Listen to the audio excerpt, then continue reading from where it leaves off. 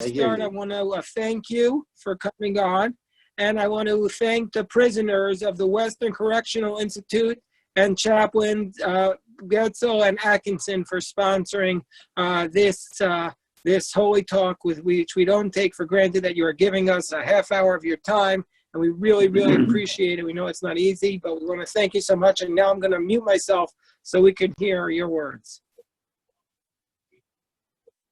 Thank you, Shmuel, and it means so much to me. Just first of all, to look at you, Shmuel. I love you so much, and not only love, it's a love with such deep and profound respect. And to all those who are on this Zoom, you are blessed with a rabbi extraordinaire. I see Stephen, and well, did I see Sharon too? Hi, Sharon. It's good to see you, Stephen. How you doing? Got a whole couple of books behind you. I don't see Journey to Open Orthodoxy, Stephen. I love you guys. And it's a happy Lag BaOmer to everybody. And of course, it was today. We're moving on to the next day. It was the 33rd day in the Omer, and I want to focus on just two of the many reasons given for Lag BaOmer, and for each tell a story, and then maybe share a nigun with you. And let me just reach over here for a moment.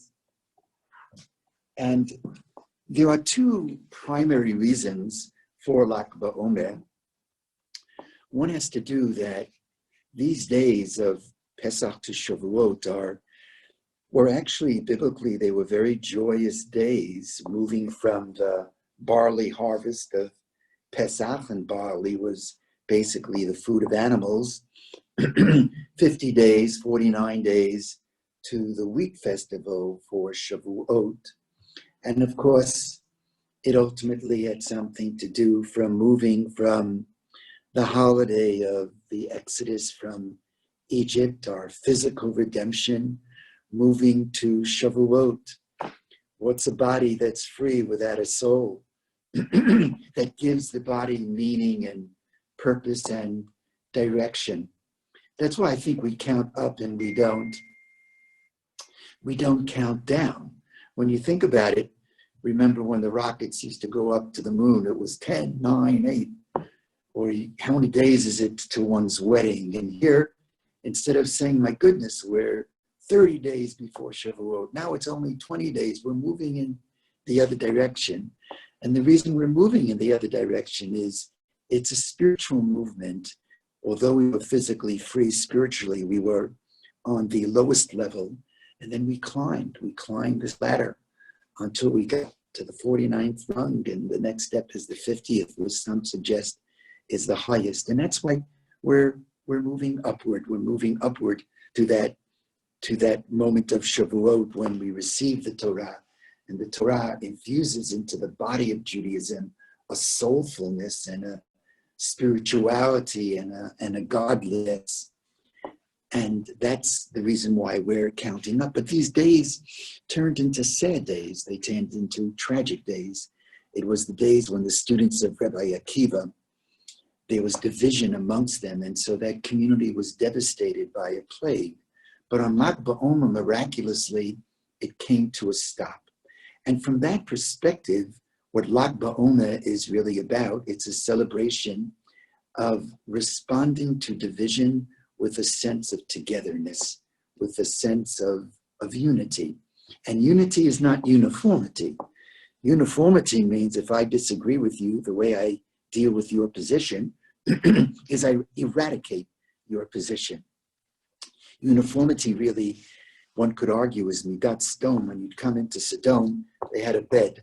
And if you were too short for the bed, they'd stretch you out. And if you were too long, the Midrash says, the rabbi says, they'd cut your feet off.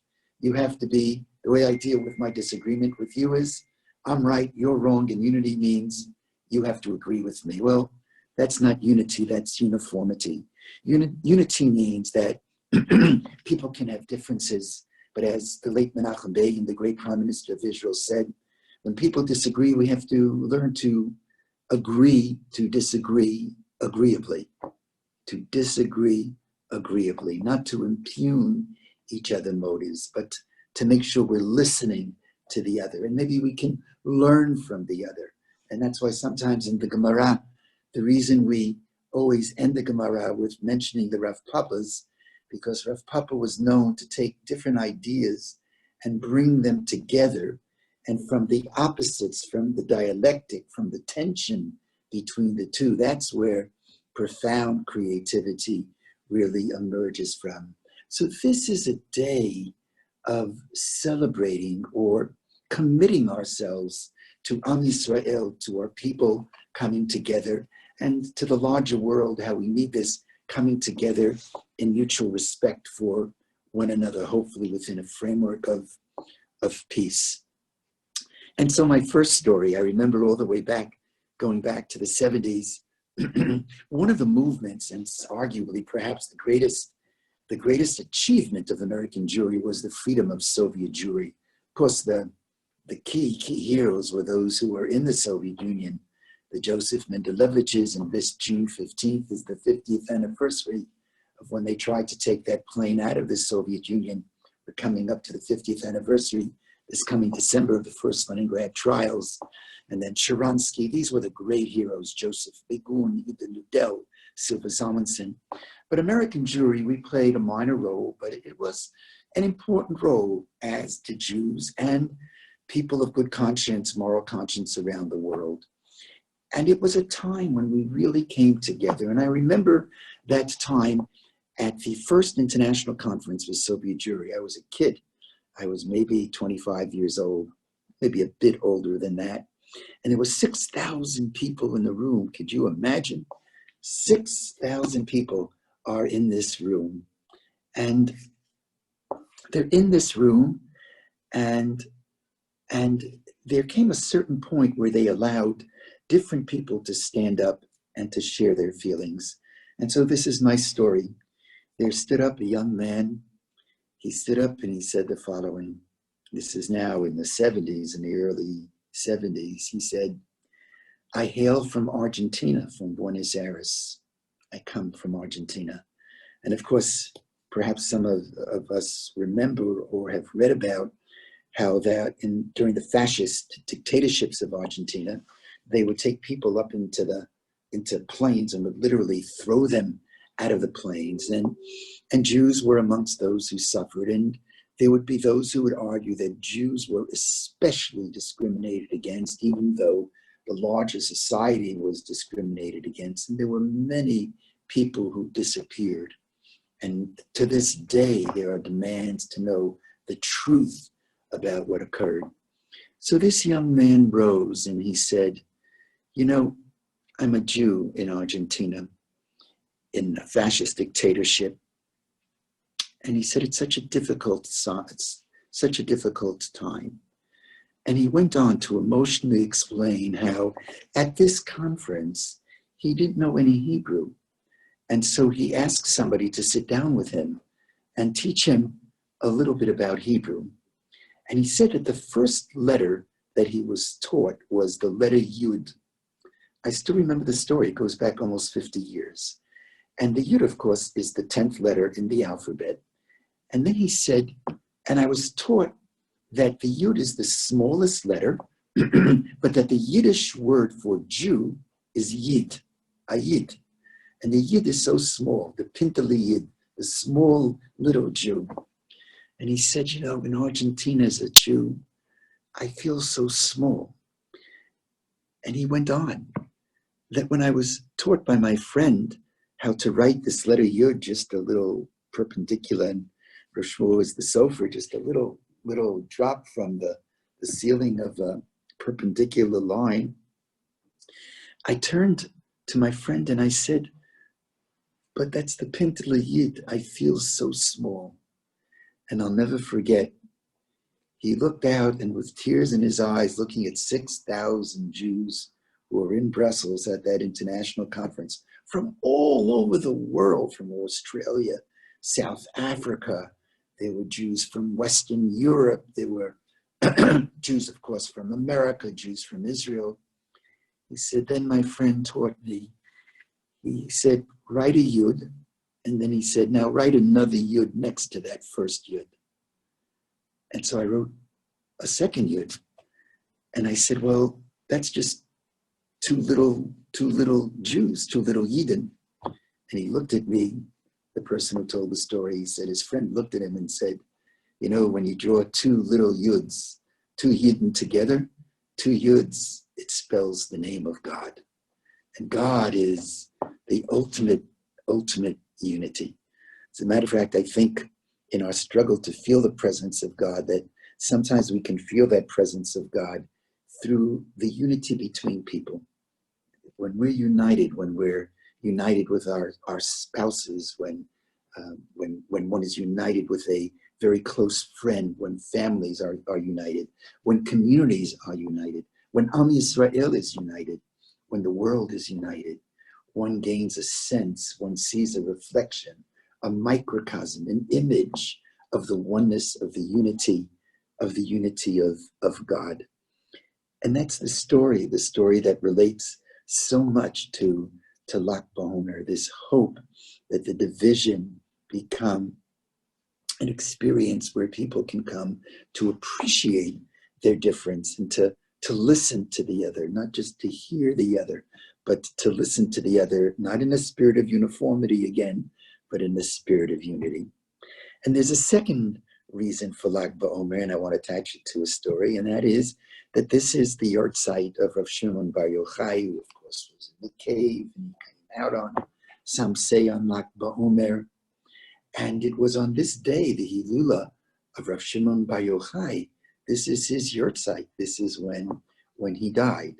And it is said that on the day of his death, he actually was taught all the mystical tradition of the Zohar. Some argue that the Zohar he's the author of the Zohar, Rav Shimon Bar Yochai. And in that sense, this is a day when we celebrate the light that Rav Shimon Bar Yochai brought into the world. And the way that's celebrated in Israel is through the Medurot, through all these campfires. They weren't supposed to be in Beirut. I think they unfortunately went contrary to the dictums of the government. But that campfire, that blaze really indicates that Rav Shimon Bar Yochai's teaching was not just a light that penetrated and pushed away the darkness, but it was the light of lights. It was the light that was overflowing that pushed away the darkness. And in that sense, Lag BaOmer is a day of bringing light to the world. And the story that I want to share with you about light is about your rabbi. You know, I think that there are people in this world who themselves are light. It is said that when Moshe Rabbeinu, when he was born, it is said that his family saw that the child was Tov. And the Midrash, the rabbis play on the word Tov. And you know, the headquarters for understanding the meaning of the word is the first time it's found in the Torah. Well, the first time is when God says, let there be light, and God sees that it's good. So when Moshe was born and they saw it was good, he had a halo around his head. And this is spoken about by the rabbis and others. There's something aglow about certain human beings who, through their actions, bring light to the world. So I could share with you story after story about your rabbi, whom I love like a son. Rabbi, you said you were going to talk about the Munkacher, Rebbe. You said you right. No, I want to talk about you, Shmuel. I want to talk. Maybe I'll get to it. Yeah. I'm just warming up. But here's my story. I can tell you so many stories about the goodness of your rabbi. So I want to tell you a story about what happened at Belgitz. Belgitz, and Steve Lieberman is on the line. We felt that something inappropriate was being done in Belgitz, that they were digging through the bones to create a memorial. The people who were doing this, they only had good intentions, but they were going about it in the wrong way. And I called Rav Shmuel and I said, Shmuel, I want to go. And when we went, it was 15, 18 years ago. I already wasn't a kid. And Shmuel understood why I was calling. He said, I'll meet you there. And what I'll never forget is we traveled through the night from Warsaw to Belzec, which is very far away. And we got there early in the morning, and our goal was to stop. There were big cranes that were digging into the ground. And, by that time already, it wasn't, for my own health, it wasn't safe for me to do confrontational type of stuff, which has always had been my MO. And I just turned around for a second because I saw this driver in the crane, and, you're in the crane, can't describe it too well, but, he's in this little cabin, which is about, I'm not exaggerating, 15, 20 feet off the ground. And then above him is this crane that goes up another 50 feet, and he's inching forward. And I turn around, and Shmuel, like Tiananmen Square, he's standing up there, and he puts his hand up like this. And my heart dropped. I said, oh my God, we're dealing with, is he going to continue moving on? And that was an image I'll never forget. And that was an image of great courage, of great light. And the amazing thing about that moment was he inched forward, the driver, and Shmuel did not budge. Shmuel stood his ground. And in the end, he jumped out of the cabin. He closed the machine, he closed the crane. I'm not sure what the exact terminology for it was, but he turned the key and he jumped out. And that was a moment of light. And if I may, a personal thought, that when my father died, and my father, of course, all of our fathers mean so much to us, and the burial took place in Israel when my father lived. And I'm rarely in a cemetery because I'm a Kohen, and I'm burying my father. I can count on one hand the times I've been near a grave. And in a moment of such pain and darkness, right near my father's grave, I looked up and there was Shmuel. Shmuel had flown in and just jumped off the plane and immediately came to the Bet Almim in Shikun Vatikim. And that was a light. And that I think is the challenge of what Lag BaOmer is all about. It's Rav Shimon Bar Yochai brought this great light to the world, and our responsibility is to do our little share. And you have the Rebbe to learn from, to bring light into the world. Those are the messages and the stories of Lag BaOmer being a day of unity, being a day of togetherness. And on that note, I want to sing for you a little niggin, which I wrote.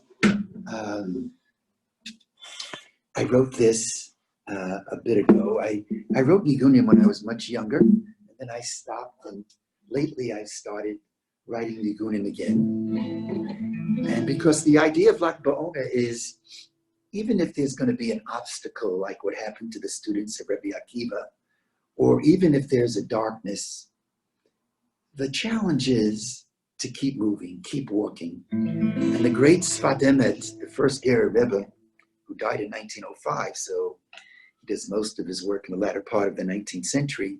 So on Parshat Lech Lecha, God says to Abraham, Lech Lecha. And the Sfat Emet says, what, you think that God tells Abraham he was the first one that God said Lech Lecha to?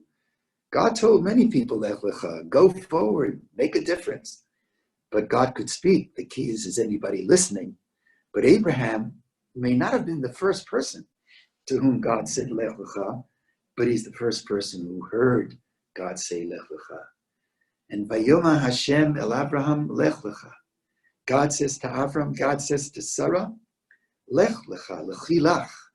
And God says to Abraham and Sarah, Adam Sarich. This is what the Ger Rebbe says. Every person must do what? So you'd think if you're the Ger Rebbe, you'd say, oh, every person has to keep Shabbos. Everybody has to keep kosher. No, he writes, that's important, but he writes, Adam Sarich Lihiyot Mahalech. A person has to keep walking. Keep walking. It's a Sfas Emes on Lech Lecha. And then he writes, Mimadrego lemadrego. Don't just keep walking. You got to walk going higher and higher. So this is the little niggin. Vayomer Hashem lech lecha lechi lach. Vayomer Hashem lech lecha lechi lach. Adam tzarich liyot mehalech. Adam tzarich liyot mehalech. Shetzarich ha'adam tamid leilech. Limadrega, limadrega. Shetzarich ha'adam tamid leilech. Limadrega, limadrega. And the Lord said, keep on walking, and the Lord said, keep walking. Yomer Hashem, lech lecha, lechi lach. Walking, walking, higher and higher. Walking, walking, higher and higher. Shetzarich ha'adam tamid leilech. Madrega, the Madrega, Shetzarich ha'adam tamid leilech. Madrega, the Madrega, Hi, hi, hi,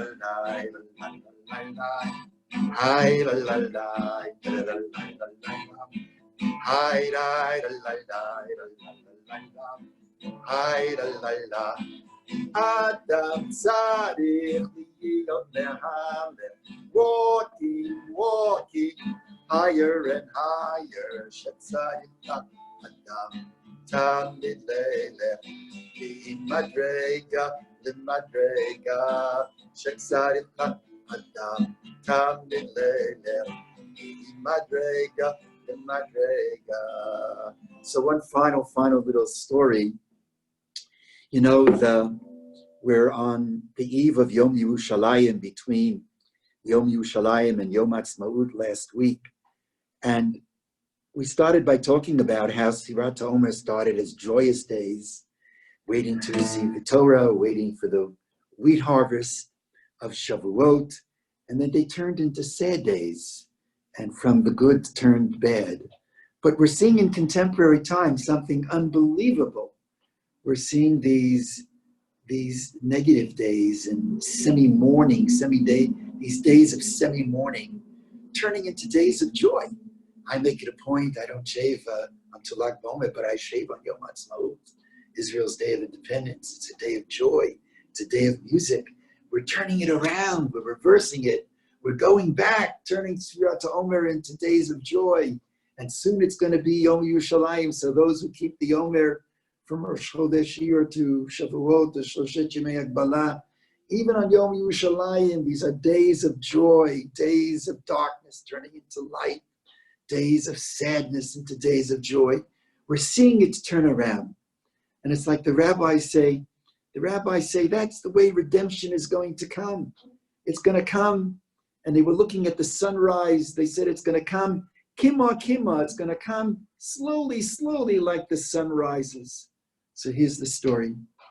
When we started Chovevei Torah, I always went to the home of Rabbi Yehuda Amital, whom I considered Mori Rabbi. After the Rav died, after Rav Soloveitchik died, Rav Amital was my Rebbe. He's passed away now. I'm still in touch with his Rabbanit, with his Rebbitzin, with his dear wife. And I used to go to Rabbi Amital's home always for a bracha. And he was so supportive. Politics and all that, he just would have none of that.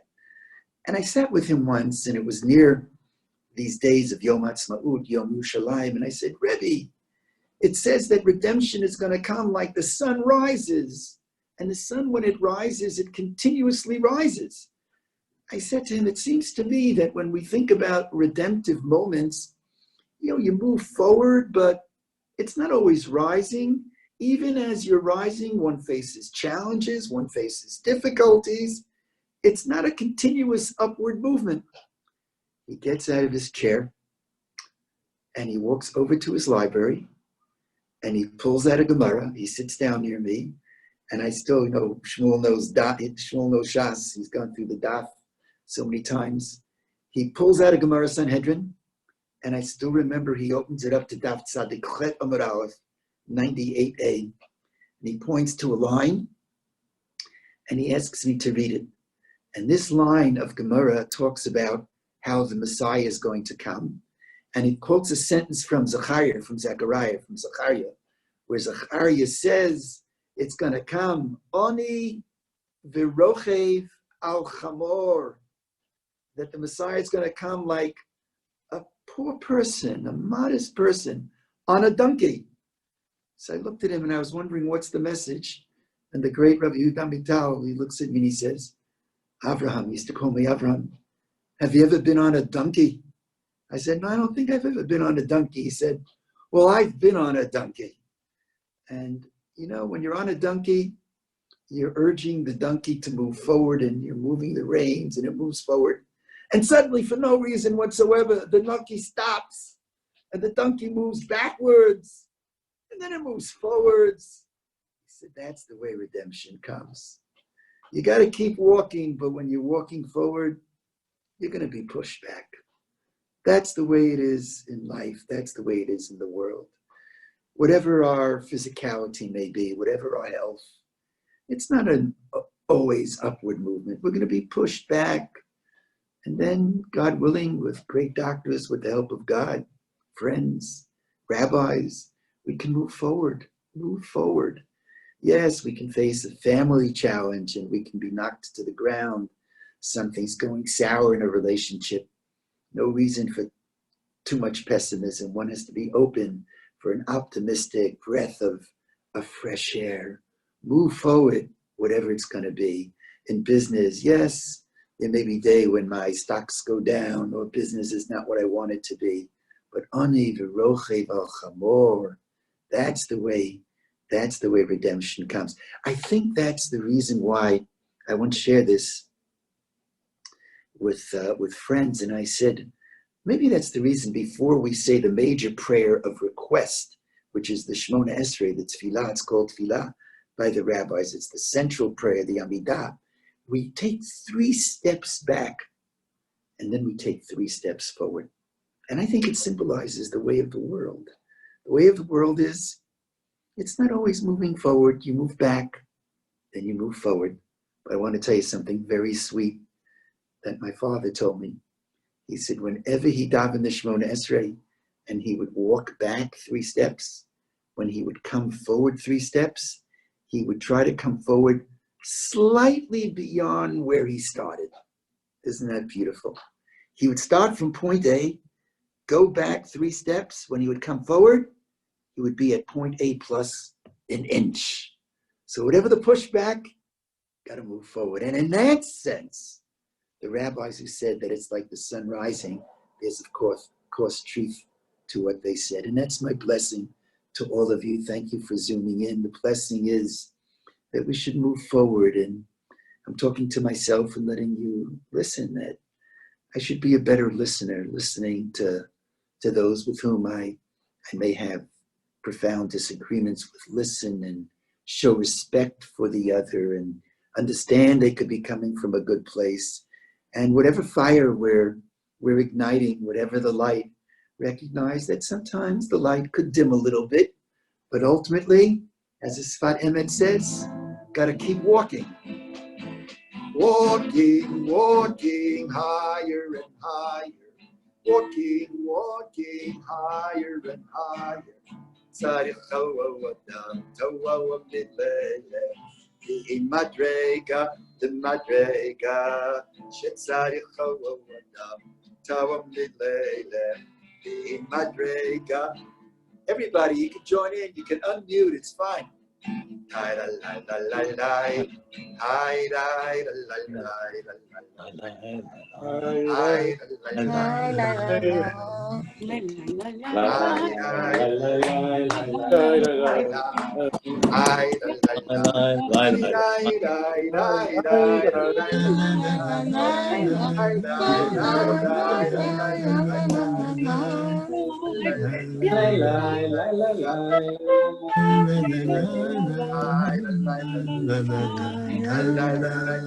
She's all saying her pajamas.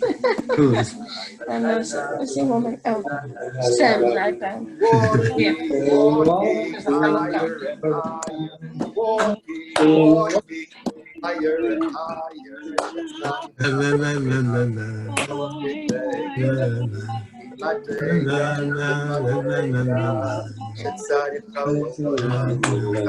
Why is he wearing a mask at home? Because the person I'm sitting next to is Yeah, compromised. thank you. Thank Go on. you. Thank 1 second, Rabbi Weiss. 1 second. Don't go anywhere. I want to unmute you. Hold on. Okay. Rabbi Weiss. So everybody else is muted. Rabbi Weiss, there for you. Where are you, Rabbi? I got to find you. Yes, I'm not Okay, muted. Rabbi. Thank you so much for giving us your time. I know it was not easy, but you inspired us so much with the stories. I would rather heard a story not about me, but I already knew the one you told about me. And believe me, I was just like 1% of the strength and courage that Rabbi Weiss showed that day in Belzich. And when you have time, ask Steve Lieberman to read the report, the full case, and you'll see just the amount of dedication Rabbi Weiss gave that day to Holocaust memory, to protecting the memory of the hundreds of thousands who were murdered without anybody to speak up for them. So it was an honor to stand that day in trying to do a little bit with Rabbi Weiss. And also to Rabbi Weiss, I wanted to say that when you were talking about the letter Yud, and you said a beautiful story about that, I was also reminded, since I write the Safros, I learned that the letter Yud is actually found in every single letter in the Hebrew alphabet. Wow. So it's Pintel Yud, but I love that. Yud,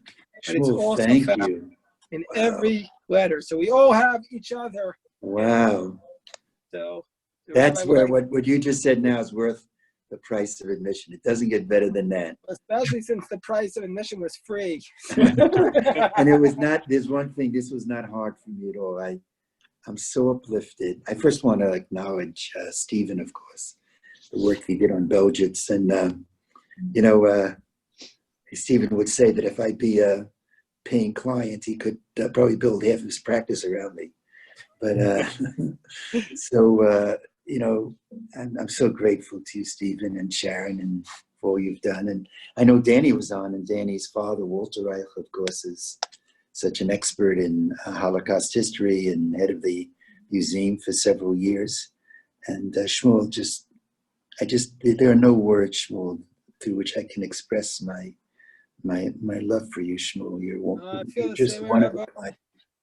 So just and thank you for everybody for being on, and it should be a Freilich Lag BaOmer.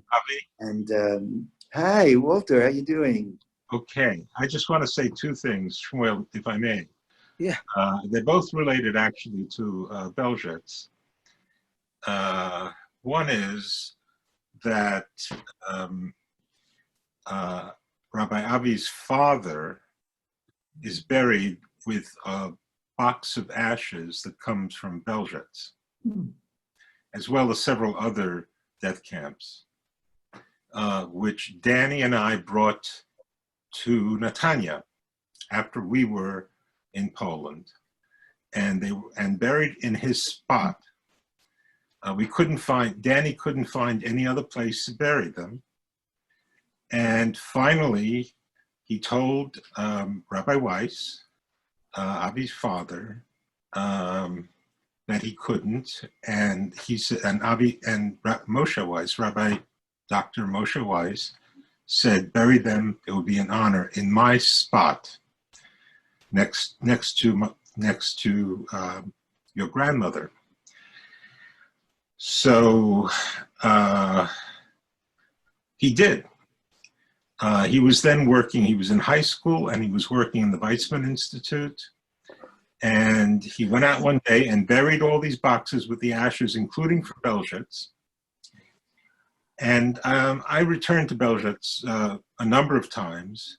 And one time I went in there and they were digging their brand new memorial. And I went into the workers' trailer where they had their headquarters and their desks. And on top of the desk was a big newspaper article, and the newspaper article had a big pic from a Polish newspaper, had a big picture of Rabbi Avi Weiss, and it said in Polish, "Warning, if you see this man, watch out, alert the authorities." So, Avi, you have an eternal place in Belzhet's of warning, and some of the ashes have an eternal place in Netanya. Thank you. Walter, thank you. I love you. All right. Thank you, Rabbi Avi. This was so inspirational, so beautiful. Thank you. Thank you. And please, everybody stay safe and be careful. This is a dreadful disease. And even as matters are loosening, it's especially important to be careful for everyone.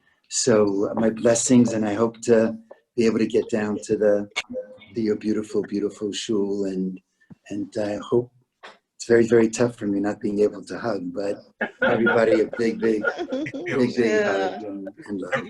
Thank you, everybody. Rabbi. Bye, Rabbi. Good night.